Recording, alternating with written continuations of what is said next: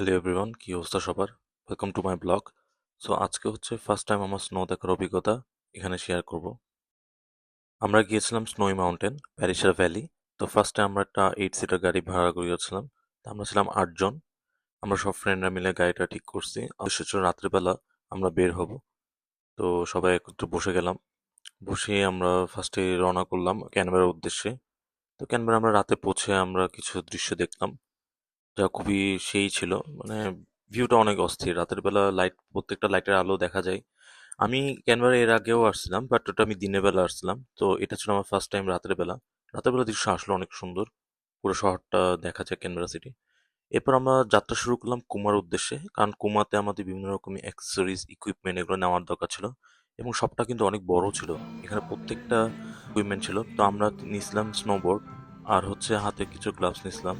এখানে গাড়ির জন্য চেন নিতে হয়, তো আমরা গাড়ির চেনও নিয়েছিলাম, বাট এটা কোনো কাজে আসেনি কারণ রাস্তায় কোনো বরফ ছিল না। তো আমরা শেষ পর্যন্ত বের হয়ে গেলাম এখান থেকে, জাস্ট ট্রেনটা নিয়ে এবং যা ইকুইপমেন্ট নেওয়ার।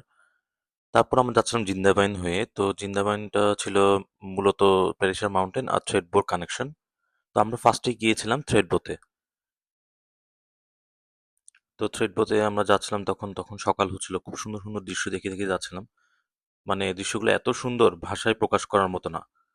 ঠিক যেন ওটা আমরা একটা মুভির দৃশ্য দেখছি, আমরা সেখানকার কিছু ক্যারেক্টার, এরকমই মনে হচ্ছিল আমার কাছে।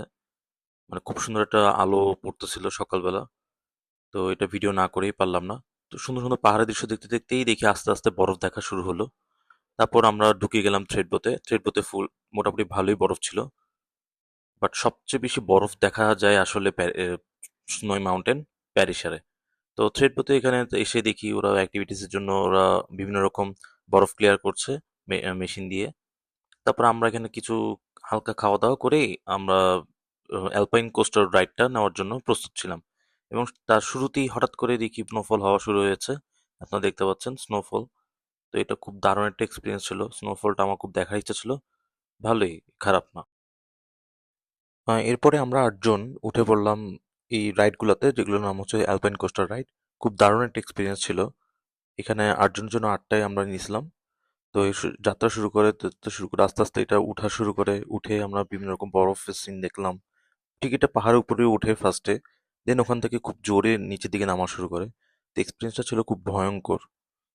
মানে এটা একটা অসাধারণ একটা এক্সপিরিয়েন্স, এটা আসলে নেওয়া উচিত এই রাইডটার এক্সপিরিয়েন্স।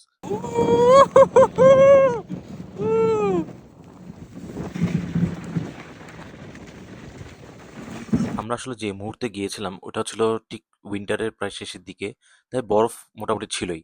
বাট আমরা যদি আরো 10-15 দিন আগে আসতাম তাহলে আরো বেশি বরফ দেখতে পারতাম। তারপরও সেরা একটা এক্সপিরিয়েন্স ছিল। মানে এটা আসলে এটা আমার লাইফের ফার্স্ট টাইম বরফ দেখা। তো প্রথম যে এক্সপিরিয়েন্স দেখা, এটার মতো এক্সপিরিয়েন্স আর কোথাও পাওয়া যায় না আসলে। প্রথম এক্সপিরিয়েন্স অলওয়েজ স্পেশাল হয়। এরপর আমরা যাচ্ছিলাম প্যারিসের স্নোই মাউন্টেনের দিকে। তো জায়গাটা এত সুন্দর, মানে লাইক এখানেই হচ্ছে সবচেয়ে বেশি বরফ ছিল। এবং আমার সবচেয়ে ফেভারিট জায়গা ছিল আসলে এটাই। ট্রেডবো রাইডের জন্য ঠিক আছে, কিন্তু প্যারিসের মাউন্টেন হচ্ছে সবচেয়ে বেস্ট। এখানে এসে আমার এত ভালো লাগছে।